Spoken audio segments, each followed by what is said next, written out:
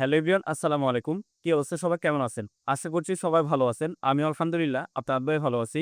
আমি Nishat Patwari Northern cypress থেকে আনসিল cypress Facebook page এবং ইউটিউব চ্যানেলের পক্ষ থেকে সবাইকে স্বাগতম জানাচ্ছি। আজকের এই ভিডিওতে আমি কথা বলব যে আমি যেহেতু কিছুদিন আগে ছুটিতে গেছিলাম, তো সাইপ্রাস থেকে ছুটিতে যাওয়ার যে অভিজ্ঞতা সেটাই আপনাদেরকে এই ভিডিওতে শেয়ার করব। আশা করছি পুরো ভিডিও দেখবেন। যদি ভালো লাগে অবশ্যই লাইক, কমেন্ট, শেয়ার করে আমাদের পাশে থাকবেন। যারা এখনো আমাদেরকে ফলো এবং সাবস্ক্রাইব করার নাই, অবশ্যই আমাদের ফেসবুক পেজ থেকে ফলো করে এবং আমাদের ইউটিউব চ্যানেলটিকে সাবস্ক্রাইব করে আমাদের পাশে থাকবেন। ধন্যবাদ সবাইকে। প্রথমত আপনারা অনেকেই ৩ বছর ৪ বছর ধরে সাইপ্রাসে অবস্থান করতেছেন। এখনো পর্যন্ত একবারও ছুটিতে যান নাই এবং অনেকেই ছুটিতে যাওয়ার কথা ভাবতেছেন। কিন্তু অনেকেই প্রতিনিয়ত জিজ্ঞেস করেন যে ছুটিতে যাওয়ার সময় কোনো সমস্যা হবে কিনা বা এয়ারপোর্টে কিছু জিজ্ঞেস করবে কিনা? এই সংক্রান্ত নানান রকম প্রশ্ন করে থাকেন। আশা করছি আপনারা এই ভিডিওতে আপনাদের সেই প্রশ্নের উত্তরগুলো পাবেন। প্রথমত, আপনি যদি দেশে যাইতে হয় তাহলে অবশ্যই আপনাকে টিকিট কাটতে হবে। টিকিট কাটার সময় খেয়াল রাখবেন যে একটা হচ্ছে ২৩ কেজি আরেকটা হচ্ছে ৩০ কেজি। ২ টা অপশন থাকে। ২৩ কেজিটা একটু প্রাইস কম, ৩০ কেজি যেটা একটু প্রাইস বেশি থাকে। তো আপনি যেটা কাটবেন সেই সুবাদে আপনাকে অবশ্যই মাল তত কেজি নিতে হবে। আপনার টিকেটে যত কেজি লেখা থাকবে তত কেজি। এটা আরেকটা বিষয় খেয়াল রাখবেন, সেটা হচ্ছে এখানে ২ টা জায়গায় আপনি কত কেজি নিতে পারবেন সেটা লেখা থাকে। একটা হচ্ছে আপনার বুকিং এ, যেটা আপনি বুকিং এ দিবেন লাগেজ, আরেকটা হচ্ছে আপনার হাতে নিতে পারবেন। একটা বিষয় খেয়াল রাখবেন, যেটা আপনি বুকিং এ দিবেন সেটাতে কিন্তু আপনি যত কেজি লেখা থাকবে তত কেজিই নিতে পারবেন। তার চাইতে বেশি আপনি নেওয়ার কোনো সুযোগ নাই। কারণ বুকিং এ যেটা দেওয়া হয় এটা অবশ্যই উনারা ওইখানে ইয়ার করে ওজন করে। যদি আপনার ১-১.৫ কেজিও বেশি থাকে তাহলে কিছু বলে না। যদি ৩-৪ কেজি বেশি থাকে তাহলে অবশ্যই আপনার সামান ওইখান থেকে বের করে দিবে। সুতরাং আপনারা খেয়াল রাখবেন যে যাতে বেশি না হয়। বেশি যদি নিয়ে যান তাহলে অবশ্যই আপনাদেরকে এয়ারপোর্টে ভোগান্তিতে পড়তে হবে। আমি যাওয়ার সময় দেখেছি অনেকে বেশি নিয়ে গেছে কিন্তু এয়ারপোর্টে তাদেরকে ওজন করে বেশিগুলো অবশ্যই বের করতে হয়েছে। তারা ওইখান থেকে ভোগান্তির শিকার হয়েছে। এবং প্রতি কেজি সামানের জন্য অবশ্যই তুর্কিশ লিরা হিসাবে ২,০০০ লিরা করে আপনাকে গুনতে হবে যদি আপনি নিতে চান। আর আরেকটা বিষয় খেয়াল রাখবেন, যেটা আপনি হ্যান্ড ব্যাগ যেটা নিবেন সেটাতে যদি আপনি হ্যান্ড ব্যাগে যদি আপনি ২-১ কেজি বা ৩-৪ কেজি বেশিও নেন তাহলে সেক্ষেত্রে সমস্যা হয় না।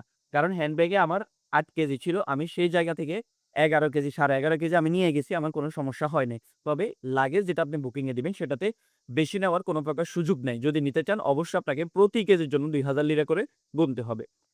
দ্বিতীয় যেটা বিষয় সেটা হচ্ছে আপনারা এ এই চেকিং শেষ হওয়ার পরে সাইপ্রাস আপনারা ইমিগ্রেশনে চলে যাবেন। ইমিগ্রেশনে সাইপ্রাস এয়ারপোর্টে আপনার কোনো সমস্যা হবে না।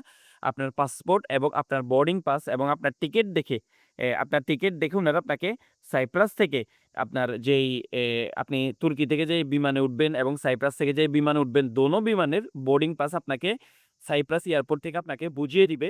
দেওয়ার পরে আপনি আপনার ব্যাগটা লাগেজে দিয়ে দিবেন। আপনার হ্যান্ড ব্যাগ নিয়ে আপনি বিমানের জন্য সরাসরি অপেক্ষা করবেন। অপেক্ষা করার পরে সাইপ্রাস থেকে আপনি তুর্কিতে যাবেন। তুর্কিতে সাইপ্রাস থেকে যাওয়ার সময় ১ ঘন্টা ১ ঘন্টা ২০ মিনিটের মতো লাগে। লাগার পরে ওইখানে আপনারা যাওয়ার পরে আমরা যেটা সবচাইতে বেশি ভয় পাই সেটা হচ্ছে আমাদের ফ্লাইট নাম্বার। আপনারা খেয়াল রাখবেন যে তুর্কির এয়ারপোর্ট অনেক বড় এয়ারপোর্ট। এখানে বিভিন্ন জায়গায় বিভিন্ন স্ক্রিন লাগানো আছে।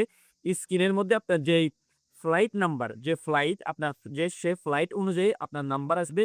অবশ্যই ফ্লাইটের ২ থেকে ২.৫ ঘন্টা আগে আপনার গেট নাম্বার আসবে। অর্থাৎ যে গেট দিয়ে তার ফ্লাইট হবে ওই গেট নাম্বার আসবে। বিভ্রান্ত হওয়ার কোনো কারণ নাই। আপনার ফ্লাইটের ২ থেকে ২.৫ ঘন্টা আগে অবশ্যই উনারা স্ক্রিনের মধ্যে আপনার যে গেট নাম্বার এবং আপনার যে বিমান নাম্বার রয়েছে এগুলা দিয়ে উনারা দিয়ে দিবে। আপনি আপনার স্ক্রিনের আপনার গেট নাম্বার অনুযায়ী আপনি চলে যাবেন। অথবা যদি না পান তাহলে ওইখানে যেই এয়ারপোর্টে যেই কর্মীরা রয়েছে তাদেরকে যদি আপনি জিজ্ঞাসা করেন তাহলে অবশ্যই আপনাকে তারা সহযোগিতা করবে। আপনি সেই গেট দিয়ে পুনরায় আপনি বোর্ডিং পাসটা করে বিমানে উঠে যাবেন, সরাসরি বাংলাদেশে চলে যাবেন। বাংলাদেশে যাওয়ার পরে কোনো প্রকার ঝামেলা হয় না। আমি গিয়েছি। আমি আপনাদেরকে যেটা আমি সম্মুখীন হয়েছি সেগুলাই বলতেছি। আপনারা ভয় পাবেন না। ওইখানে যাওয়ার পরে আপনাকে জিজ্ঞেস করবে কোথা থেকে আসছেন? আপনি আপনার ভিসা দেখিয়ে এবং পাসপোর্ট দেখিয়ে বলবেন যে আমি সাইপ্রাস থেকে ছুটিতে এসেছি। উনারা আপনার ভিসাটা চেক করে আপনার পাসপোর্টে সিল মেরে আপনাকে ইমিগ্রেশন শেষ করে দিবে। তারপরে আপনার যেই সামান যেটা আপনি এখানে লাগেজ দিয়েছিলেন বুকিং এ সেটা আপনি বাংলাদেশের বেল্টের মাধ্যমে ০.৫ ঘন্টা ১ ঘন্টার ভিতরে চলে আসে।